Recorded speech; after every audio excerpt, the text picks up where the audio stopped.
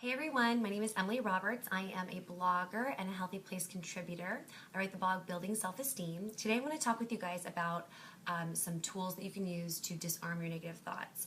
I also am a therapist, and a lot of times what I work with my clients on is disarming negative belief systems and building self-esteem and building confidence. But the only way we can really get rid of that is through using logic a lot of times, especially if you're going to use a cognitive behavioral approach. One thing that I think a lot of clients really appreciate is when we can start to validate and disarm the negative thinking. So in real people terms, right, because you guys aren't therapists and you guys aren't always in therapy, so you may not know what these words mean. I want you to be able to use this whenever a negative thought comes up about yourself or something where you're cutting yourself down. I wish I could have. I am the worst at. I'll never. I always. The cutting down of the things that you do, like your inner self, really sucks. And it's almost like this bully in your brain, right? And I want you to think about it like that. What's the bully saying to me? Is it saying I can't do it? I always fail? Is it saying to me that I'll never be enough or I don't have enough? It's this mentality, this lack mentality that the bully has, really. It really speaks with you about anything you're insecure about and amplifies it.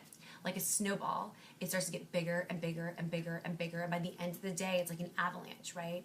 And it could be that this snowball's been building for a long time, but the bully in your brain is the one that really contributes to a lot of this snow, right?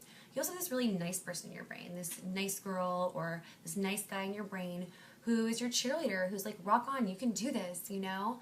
And this one really quiets down when the bully is talking. So one of the ways to disarm that is through a thought log. And in cognitive behavioral therapy, we can do all different kinds of thought logs, but I want to use this type of thought log, or this T-chart, if you will, to reduce the amount of, what's the word I'm looking for here, the power that this bully has in your brain. When you have facts and you can validate it, it really starts to disarm these thoughts for good.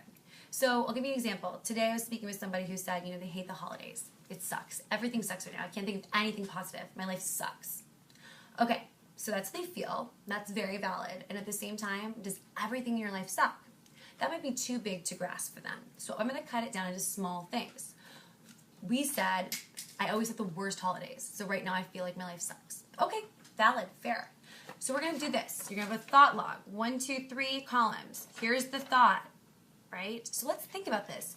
If we break it down into right now is the holidays, I always have the worst holiday. That's a fact. For this person, let's think of why it's true. Last year was terrible. Write it down. Not enough money this year. Write it down. Getting it out on paper really helps, okay? Not enough money. Think of some other reasons why it's true for you, why this belief is true. We need to validate it because it didn't come from nowhere. It came from somewhere in your brain, okay? The next piece is get all that out, why you think it's true. And then let's go back to the facts. I always have the worst holiday. You can't always have the worst holiday. There could be some things that are good. So counteract it. Does this always hold true for me?